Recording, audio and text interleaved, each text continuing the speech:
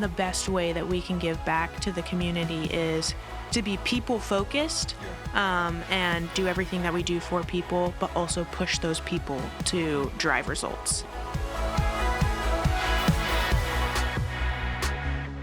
Well, hi, everyone. Welcome to the Framework Leadership Podcast. I'm your host, Ken Engel, president of Southeastern University. And always joining us, our co-host, Michael Steiner, SCU Senior Vice President for Advancement and Innovation. Our amazing co-host. How you doing? I love co-hosting this show. Yeah. It's the highlight of my week. Absolutely. Yeah. It should be. That's what you have to say, right? Yeah. It's what you put in my performance evaluation. Exactly. Well, we got a great show planned today. Our guest is Christin Strawbridge. Christin is the president of Catapult Lakeland, an organization dedicated to fostering economic growth and empowering entrepreneurs in Polk County, Florida. She's also a Southeastern University alumna, which is exciting to have you back on campus. And she holds her Bachelor's of Science in Business Management back in, was it 2017? 2017. 2017. Mm-hmm. Wow. And you have a proven track record of building teams, doing a lot of creative, innovative programs, forging a lot of wonderful partnerships. Christin embodies what it means to lead with purpose, and we're excited to have you back here and join us for this conversation. Thanks. I am flattered and honored to have been asked to come, so this should be fun. Yeah, it's going to be great. Let's start out, always like to start out with your story. You've kind of risen through the ranks at Catapult Lakeland from project manager to membership director, and now you're actually the president. You've been serving since 2021, right? Yes. And what would you say is the biggest leadership lesson you have learned on that journey? Man, that is a great question and difficult. I feel like I've learned so much. It's hard to just choose one. But one thing when I think of talking to students and advice that I like to give often is when I showed up on my first day, I was hired at Catapult. I had been an intern with a similar organization and they were hiring and they were like, we need somebody to just show up and help out. And so we're going to call you a project manager because that sounds cool. Sure. But really what that means is like, we need someone to take out the trash. We need someone to run events. There are lots of projects to be managed. And so I think kind of what set me apart and set me on a trajectory toward leadership was, number one, that was never my goal. I just showed up every day, and this is something I learned from my dad, but really asking the question, what can I do today to make Catapult great, and what can I do today to make my boss great? And I loved working for Christina Graham, who was a Southeastern graduate as well. And I just showed up every day trying to make her life better and easier. And I think when you do that, then people want you to be around them more, and then they want to put you in leadership positions. And that was never my goal, but it's kind of the way that the Lord used that path for me. Absolutely. When you look back over the journey, what were some of the challenges and how did those challenges shape you into the leader you are today? So a big challenge, there's so many, every day is a challenge. Sure. And I think a big point was Christina, who was the president before me. She was having a baby. And so she was going on maternity leave. And I had never really thought of myself running the organization. I really filled my mind with her, and I filtered everything I did through her plan of what she wanted to happen. So I don't even really know that I had that many original thoughts. I was just like, what does she want? Great, I'll do that. And because I respected and loved her so much. So then she went on maternity leave, and they were kind of like, hey, Christin, we want you to run Catapult while she's gone. And I was like, I am surprised to hear that, but okay, I will do my best not to let it burn down to the ground while she's gone. And so that was in 2021. I will never forget the day her daughter was born, April 9th, 2021. And basically that was a massive challenge to me because, number one, she was gone, so I had to start thinking and making my own decisions. It's so much easier to just do what somebody else tells you to do, and it's a lot more difficult, at least for me, to decide what it is that needs to be done and what's best for the organization. And so during those 3 months while she was gone, I think my headspace was, okay, I want to keep this thing great and hand it back to her when she gets back.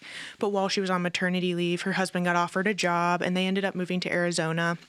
And that's because of that 3 months, the board was willing to allow me to try my hand at being the president of the organization. And so I would say one of the biggest challenges was stepping into that role. I was 27 or 26 at the time, and trying to balance what is the humility of saying I don't know when I don't know, and then what is also I need to take on the responsibility of making big decisions and own that.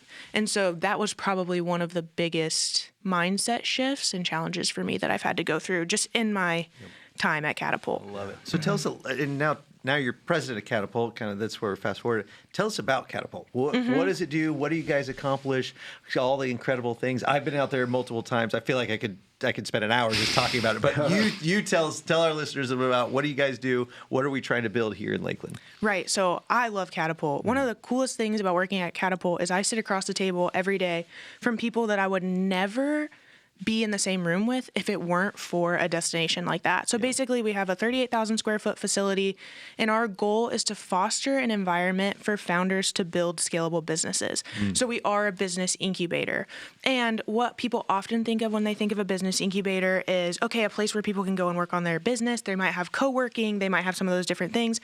And we do have that, but we want our focus to be the programs and the resources and the opportunities that we're building for people to impact our local economy by hiring, launching out into their own space, or different things like that. So what makes Catapult different is all under the same roof. We have a commercial kitchen for food-based entrepreneurs. So we have about 40 of those businesses working out of the space. What's really special about that is it's often people moving to the area and saying like, dang, Lakeland doesn't have good Filipino food and I want it to. So like I'm bringing that here. There we go. So we get to eat a lot of good food. Yes. Oh, that's great. Then we also have a maker space, which is metal shop, wood shop, 3D printers for people to build their manufacturing businesses or prototype different innovative ideas. Cool. And then we do have the co-working, so offices, desks, conference rooms, all those types of things. So it is an incredible facility. It's really hard to understand what it is, but once you walk through the doors, it's like a community our size never has an amenity like this. Right. And so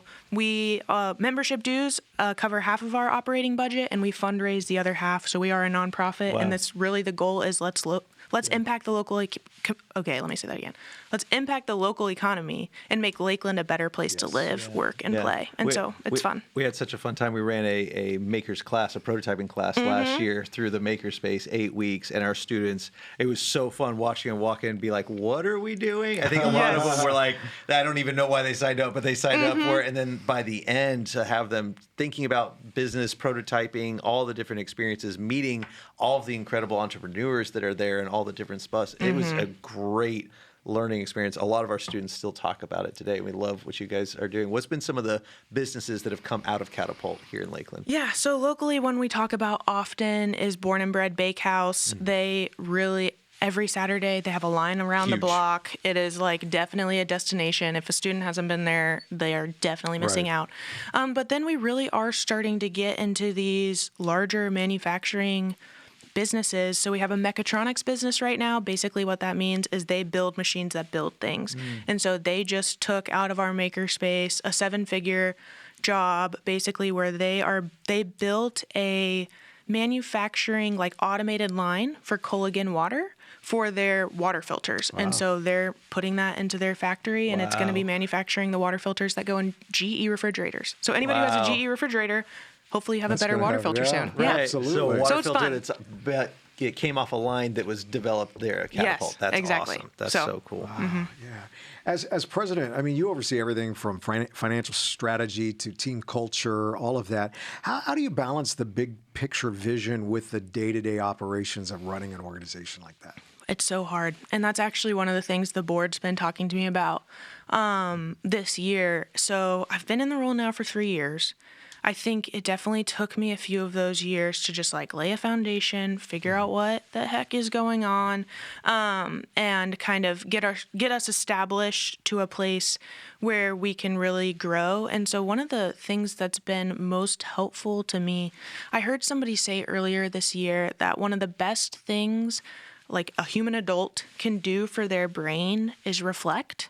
And so we took the summer this year and basically did a ton of research. So Catapult reached 10 years of existing as an organization this year. So it felt like a really cool milestone for us to just call all the members who have launched, dive into like what programs have we done, what worked, what didn't, and really compile, okay, rather than just having some vision of what we want to be, what can we learn from all the things we've failed at? Because we're a place for entrepreneurs. Failure needs to be something that we celebrate. Absolutely. And then also, how can we learn from what we've done well to craft where we want to go in the future? And I think I always thought that like visionary people were just like crafting this imaginary thing in their head, and then they like casted this vision. But once I kind of realized for me that it could just be, we're going to like learn and grow and basically just like process through what we've done in the past to decide where we're going in the future, that makes it so much more approachable to me. And we've learned a lot and presented a lot to our board and to the community. And I think people are really excited on us not trying to be everything to everyone, but finding our lanes where we can be great and become a destination to start recruiting people to the area, because we really do have some incredible programs. I mean, Kent, that's how we do things here when we're listening and all the context. Tell our listeners a little bit about our framing process that we do here. Yeah, I mean, we just have 4 simple steps that we walk through as we create, design, and innovate. I mean, we're constantly, number one is listening. You know, you can't know the potential of your organization until you know the potential of your people.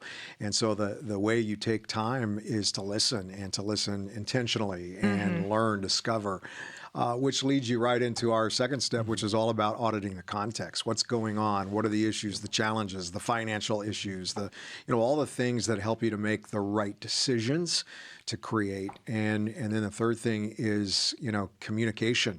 Are we communicating clear enough that it's clarifying that vision where they can communicate right back to us? And once they're repeating what we're saying, we know, wow, they've got it. And we're ready to move. And then that final step of our framing process to do just exactly what you're talking about is then just align the vision, put strategies, people, everything in the right place to make sure that it's a well-oiled machine.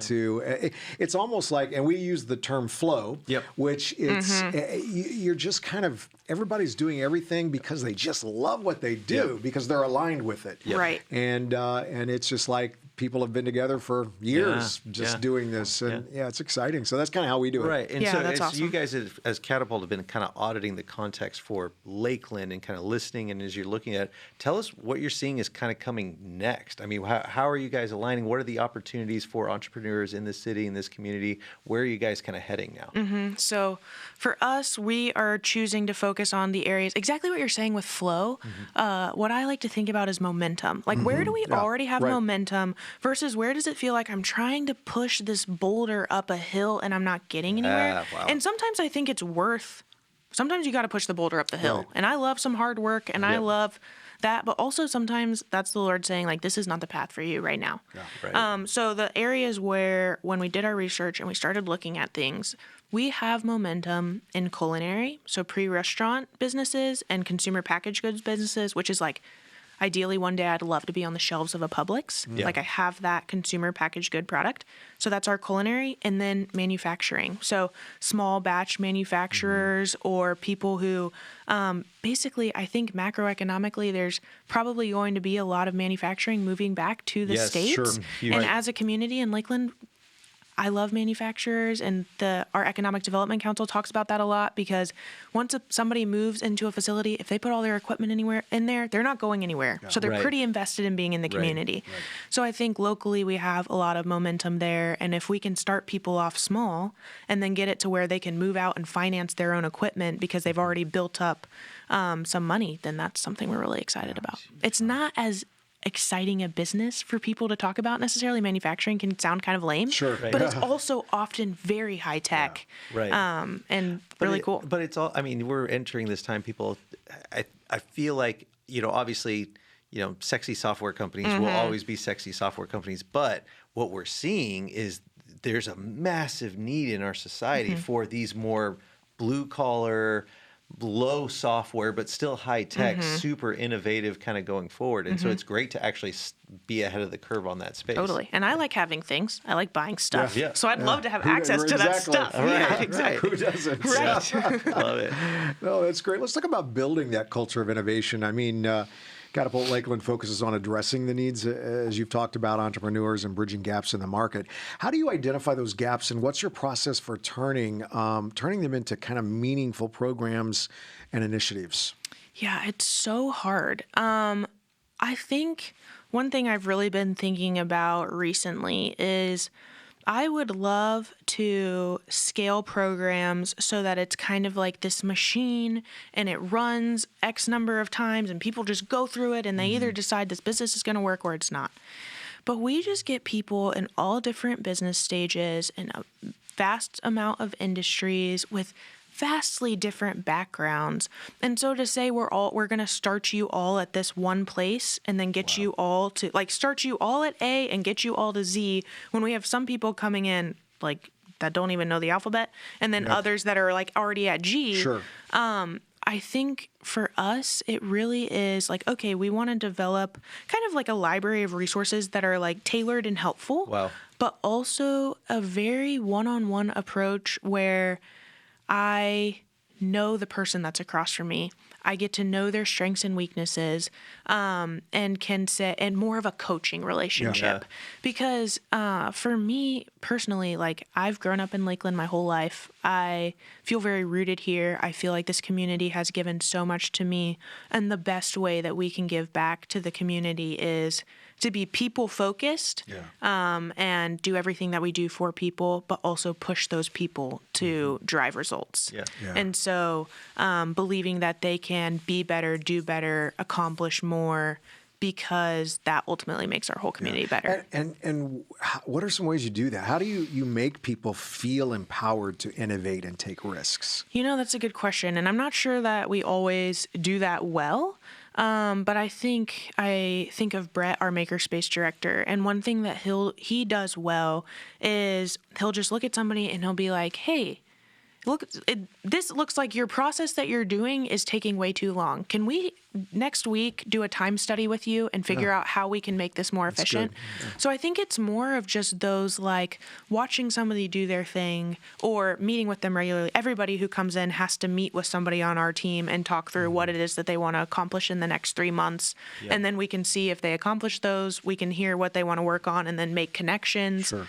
But it's very one-on-one tailored, and I very much believe in a okay, you want to do that? Prove it. Yeah. Motto of we believe that everybody can rise to the challenge, and we also have seen enough to know that not everybody will. Right. And as a nonprofit organization, we need to be putting our resources behind the people who are going to accomplish things so that we can drive the most results and report back to our donors on what's been accomplished. So I don't know if that answers your question. That's great. That's Yeah. great. That's great. And I think, there's so much psychology involved in that. At the end of the day, this is not about processes and models, though those matter. It's Right. what kind of person. So as you've worked with these kind of people, I imagine there's a lot of our listeners that feel like maybe I do want to start a business or I want to be entrepreneurial. What are the things that they need to be thinking about cultivating in themselves? What have you seen have been okay, these are the mindsets that help you be successful doing this?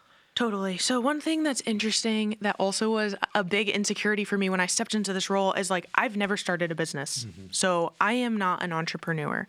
There are entrepreneurial things that I do in my role, but ultimately I run a nonprofit. Right. You know what I mean? So once I was able to separate those things, I can feel a lot more confident.